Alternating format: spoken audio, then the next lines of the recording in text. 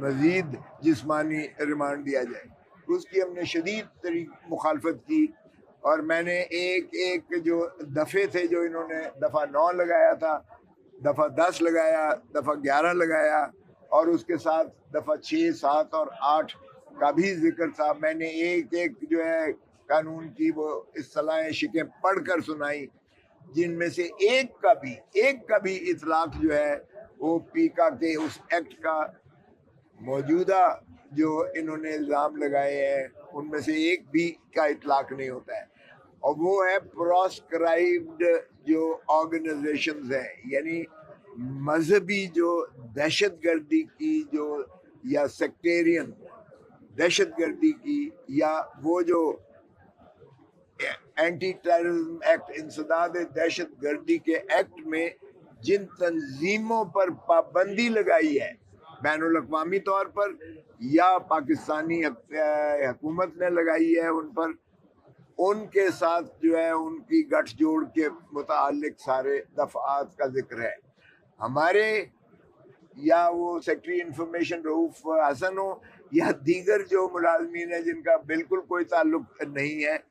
ان پر یہ الزام سرے سے ہے ہی نہیں کہ وہ کسی ممنوع تنظیم کے ساتھ جو ہے وہ ان کی معاونت کرتے تھے یا ان کے جو ہے ایجنڈے کو پروموٹ کرنے کے لیے کوئی ایسے وہ کر رہے تھے، کوئی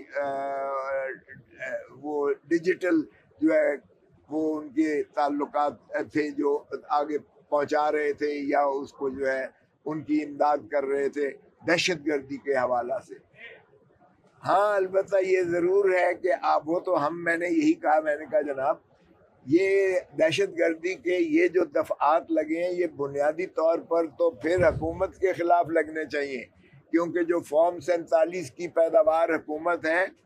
جو یہ عوام کے حقوق اور مینڈیٹ پر ڈاکہ مار کر جو وزیر اعظم اور باقی عملہ فیلا سارا بیٹھا ہوا ہے، جو غاصب ہیں عوام کے حقوق کے، اس ریاست پر قبضہ کیا ہوا ہے، غلبہ کیا ہوا ہے، جنہوں نے آئین کی جو ہے سبورشن کی ہے، آئین سے انحراف کرتے ہوئے انہوں نے عوام کے حقوق پر ڈاکہ مارا ہے. اندر تو ان کو ہونا چاہیے، پابا سلاسل تو ان کو ہونا چاہیے، نہ کہ عوام کے جو نمائندگان پر سب سے جو ہے بڑی جماعت ہے، سب سے ہر دل عزیز جو لیڈرشپ ہے، آپ اس کے مرکزی دفتر کو بند کر کے اور اس کے قائدین کو اندر کیا ہوا ہے. تو یہ 2.5-3 سال سے جو کچھ اس ملک میں ہو رہا ہے یہی دہشت گردی ہے. میں ریاستی دہشت گردی اس لیے نہیں کہوں گا کیونکہ ریاست عوام ہوتی ہے. یہ بنیادی طور پر ایک پہلے ہم کہتے تھے پولیس اسٹیٹ ہے، اب یہ گیرزن اسٹیٹ بن گئی ہے. پولیس اور ان کا ایگزیکٹو گٹھ جوڑ ہے، اور انہوں نے غاصبانہ قبضہ کر کے ایک گماشتے بٹھا دیے ہیں اس ریاستی اداروں پر،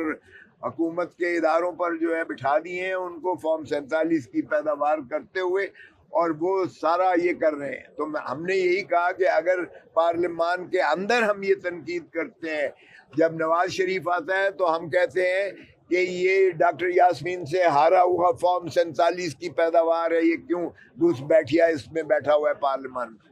جب پرائم منسٹر صاحب جو سو کالڈ جعلی وزیر اعظم شہباز شریف آتا ہے، میں خود اس کے ساتھ والے حلقے سے MNA بنا ہوں، 45,000 ووٹوں سے میں جیتا ہوا ہوں، اور میرے مخالف خواجہ سعد رفیق نے مجھے فون کر کے اپنی شکست کو تسلیم کرتے ہوئے مجھے مبارکباد دی. تو میں نے اسے ہنستے ہوئے کہا، میں نے کہا بھائی یہ اچھی ریت آپ نے ڈالی ہے، کاش اپنے بڑوں کو بھی تھوڑا سا سکھا دیتے کہ اگر نواز شریف اپنی شکست مان لیتا ڈاکٹر یاسمین سے، شہباز شریف مان لیتا، یہ جو ہے خواجہ آصف جو بڑے دبنگ طریقے سے کہتا ہے کوئی شرم ہوتی ہے کوئی حیا ہوتی ہے، میں اسی کے الفاظ لوٹاتے ہوئے اس کو دہراؤں گا، کوئی شرم ہوتی ہے حیا ہوتی ہے. اگر آپ ریانہ ڈار سے ہار گئے تھے تو کیا مذائقہ تھا کہ آپ بھی یہ تسلیم کر لیتے تو اچھی ریت پڑتی. تو آج ہم نے مخالفت کی شدید اس ریمانڈ کی، اور ابھی انہوں نے ہماری بحث سننے کے بعد فیصلہ محفوظ کیا ہے. لیکن مجھے کبھی امید ہے کہ چونکہ کسی بھی دفعہ 9، 10، 11 کسی دفعے کا اطلاق बादी उन नज़र में भी नहीं होता है, क्योंकि किसी हम ममनुआ तंजीम के साथ ना तो दहशत गर्दी फैला रहे हैं, ना उनके सहूलतकार हैं, ना उनको ग्लैमराइज और ग्लोरिफिकेशन कर रहे हैं जो दफ़ों में अल्फाज लिखे हुए हैं उन शिकों में। तो इसलिए किसी भी जुर्म का हमारे ऊपर इतलाक नहीं होता है। ये हमारा हक है तनकीद करना हुकूमत के ऊपर कि अवामी मैंडेट पर जो डाका मारा है उसको वापस लौटाओ। ये हमारा हक है ये उनसे तकाजा करना कि आप घुस बैठिए, जाली वजीर आजम बन गए हो। ये हमारा हक है। ये जुल्म और जो बर्बरियत रवा की गई है, गैरिजन स्टेट बना दिया गया है, ये हमारा आईनी और कानूनी हक है। इसलिए इस पर ना तो किसी जुर्म का इतलाक होता है, ना ही उन्हें इतना जो है भरम होने की ज़रूरत है, बल्कि इसका इजाला करें, खुदा का खौफ करें, 1971 से कुछ सबक सीखें, 1971 का रेप्लिका मत दोहराएं दोबारा। 1971 में भी हमने यही एग्जैक्टली किया था कि अवामी मैंडेट को हमने तस्लीम करते हुए इनकार किया था। उससे पहले हमने फातिमा जिन्ना को गद्दार कहा और हमने कहा फातिमा जिन्ना और पाकिस्तान नहीं चल सकते। उसके बाद हमने मुजीबुर रहमान को गद्दार कहा और हमने कहा पाकिस्तान और ये नहीं चल सकते, 2 लफ्ज़ करवा लिया मुल्क। फिर हमने भुट्टो को जो है गद्दार कहा, हमने कहा पाकिस्तान। सेक्रेटरी इंफॉर्मेशन और स्पोक्स पर्सन रऊफ हसन जिनको गिरफ्तार किया गया, बबाए हमारे जितने वहाँ के एम्प्लॉइज़ थे, हमारे सेंट्रल सेक्रेटेरिएट के, और उनके साथ ही जितने लोग वहाँ ख़वातीन और मर्द हज़रात जो अपनी टिकटों के सिलसिला में आए हुए थे मखसूस नशिस्तों के लिए, क्योंकि उसकी आखिरी तारीख आया चाहती है, उन सारों को जो है एक यलगार मार कर जिस अंदाज से सबको गिरफ्तार करके तमाम जो है सामान वो अंदर से उखाड़ पखाड़ करके सारा कुछ वो ले गए। एक डकैती थी, डे लाइट डकैती थी, जो ये इस अंदाज से की गई कि शायद वो पुरानी, ऐसे लगता था जैसे कि कोई कश्मीरियों पर हिंदुस्तानी आके उन्होंने यलगार मार दी है, और ये पाकिस्तानी ही